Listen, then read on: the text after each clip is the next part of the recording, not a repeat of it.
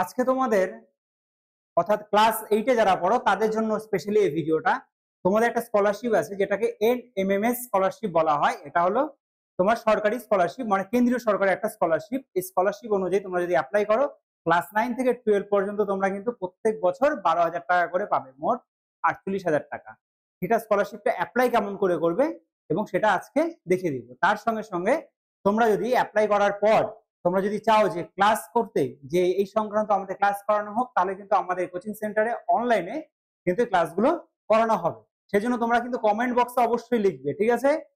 এবং এটার আমরা একটা গ্রুপ করব, সেজন্য তোমাদের নাম্বারটা কিন্তু অবশ্যই চাই। সেজন্য তোমরা অবশ্যই কমেন্ট করবে, আমরা যোগাযোগ করবো, ঠিক আছে? তো চলো তাহলে আজকে দেখে নেই আমরা কেমন করে আমরা সেই স্কলারশিপটাতে অ্যাপ্লাই করতে পারবো। সবার প্রথমে তোমরা তোমাদের গুগল ক্রোম বা ব্রাউজারে চলে যাবে, ঠিক আছে? তারপরে তোমাদের সার্চ আছে, সেই সার্চ ইঞ্জিনে লিখবে NMMS স্কলারশিপ। দেখো এখানে চলে আসছে NMMS স্কলারশিপ। তোমরা জাস্ট ক্লিক করে নিলে দেখো ফার্স্টে চলে এসছে তোমাদের সেই যে এই যে স্কলারশিপ পোর্টাল WBSCD, ঠিক আছে? WBSCD এই স্কলারশিপ পোর্টালে তোমরা চলে যাবে। দেখো এখানে চলে এসছে ইনস্ট্রাকশন, তোমরা পড়ে নিতে পারো। এখানে একটা PDF দেওয়া আছে, ম্যানুয়াল ফর ক্যান্ডিডেট, এটা পড়ে নিতে পারো। এইবার দেখবে তোমরা ডান দিকে বা মোবাইলের ক্ষেত্রে নিচের দিকে থাকবে এইরকম একটা পোর্শন থাকবে লগ ইন করা। তোমরা কিন্তু লগ ইন করতে পারবে না, কারণ তোমাদের কাছে রেজিস্ট্রেশন নাম্বার এবং পাসওয়ার্ড নেই। সেজন্য তোমরা কি করবে, এখানে দেখো নিচে আছে নিউ ইউজার রেজিস্ট্রেশন, এটাতে ক্লিক করবে, নিউ ইউজার রেজিস্ট্রেশন। তাহলে আমরা চলে আসলাম এবার নিউ ইউজার রেজিস্ট্রেশনে। এবার দেখো এখানে দেখো একটাই লেখা আছে সেন্ট্রাল সেক্টর ন্যাশনাল মেন্স কাম মেরিট স্কলারশিপ এক্সামিনেশন 2024। তো এখানে তোমরা চলে যাবে।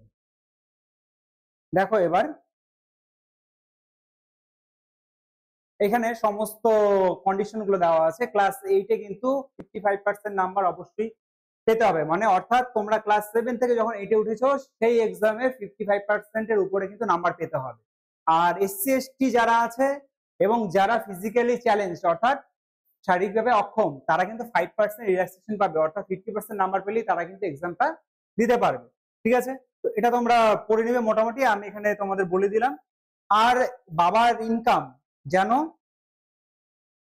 এখানে দেওয়া আছে, ইনকামের ক্রাইটেরিয়া সরকারি চাকরিজীবী হলে কিন্তু কোনোভাবেই হবে না, ঠিক আছে? এই যে দেখো ইনকাম 3,50,000 টাকার নিচে হতে হবে ইনকাম, এটা কিন্তু তোমাদের সার্টিফিকেট নিয়ে আসতে হবে, ঠিক আছে? আর স্কলারশিপ অ্যাপ্লাই করার লাস্ট ডেট কবে আছে? 1 মাস দেওয়া হয়েছে, ঠিক আছে? চলো আমরা নিচের দিকে যাই। এখানে দেখো দুটো আছে, একটা মেন্টাল অ্যাবিলিটি টেস্ট এবং স্কলারেটিক অ্যাপটিটিউড টেস্ট।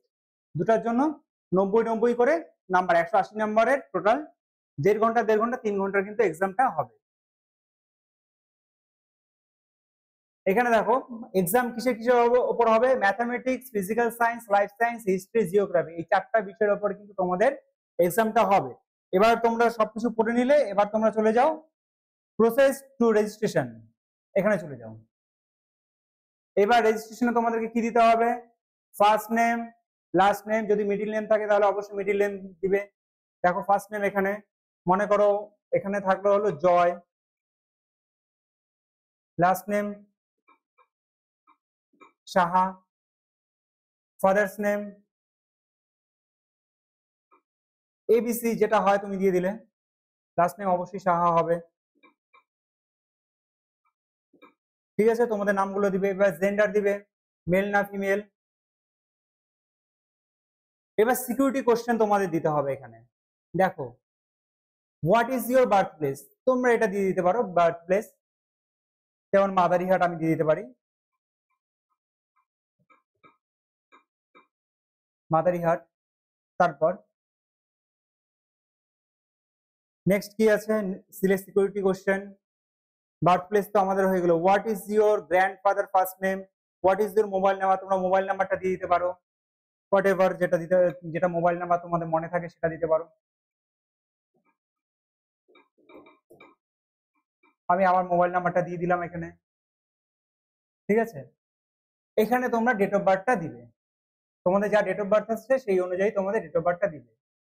দেখো এখানে আমরা কিন্তু ইয়ারে চলে গেলাম, কোন সনে তোমার জন্ম। যদি মনে করো 2010-এ হয় তো 2010 দিবে, ফেব্রুয়ারি 2 তারিখ।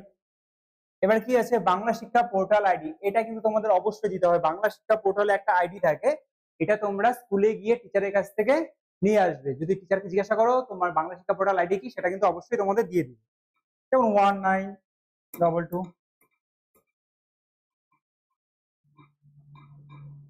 ঠিক আছে। এটা মনে করো এটা একটা আইডি থাকলো। তারপরে তোমাদেরকে যেটা লাগবে, ইমেল আইডি একটা বানাতে হবে, ঠিক আছে।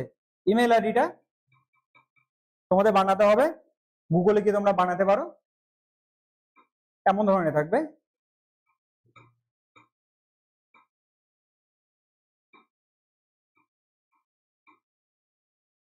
ইমেল আইডি হয়ে গেল।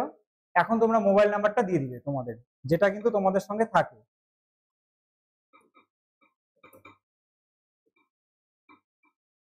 ঠিক আছে, মোবাইল নাম্বার দিয়ে দিলাম। এখন পাসওয়ার্ড, তোমরা একটি পাসওয়ার্ড দিবে। আমি যেমন দিই MA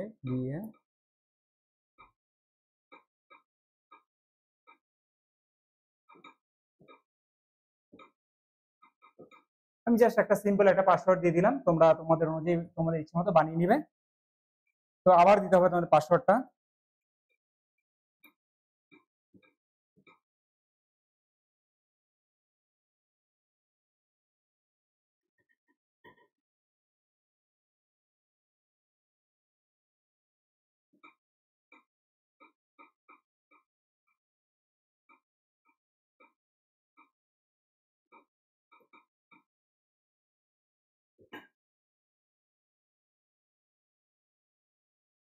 ক্যান নট প্রসেস, এখানে পাসওয়ার্ডটা একটু প্রবলেম আছে, ঠিক আছে। তোমরা এরপরে অ্যাপ্লিকেন্ট ডিটেলসে দিবে নেম অফ ক্যান্ডিডেট, তোমার নাম দিবে এখানে, ফাদার্স নেম, বাবার নাম, জেন্ডার, এটা তো হয়ে গেল। তো এখানে কি হয়েছিল, এখানে হলো বাংলা শিক্ষা পোর্টাল আইডিটা যদি তুমি ঠিকঠাক না দাও তাহলে কিন্তু প্রসেস হবে না, ঠিক আছে। যেহেতু আমার কাছে বাংলা শিক্ষা পোর্টাল আইডিটা নেই সেজন্য হয়নি। তো এখান থেকে কিন্তু তোমরা রেজিস্ট্রেশন করবে, তারপর তোমাদের মোবাইলে একটা ওটিপি আসবে এবং তারপরে আইডি পাসওয়ার্ডটা চলে আসবে, সেটা দিয়ে তোমরা তারপরে লগ ইন করতে পারবে এবং তোমার সমস্ত ডকুমেন্টস গুলো সেখানে আপলোড করে দিতে পারবে। ঠিক আছে, তাহলে ভালো থাকবে। এটা হলো তোমাদের NMMS স্কলারশিপে অ্যাপ্লাই করার নিয়ম। প্রথমে না না, আবার বলে দিতে কাজে লাগে।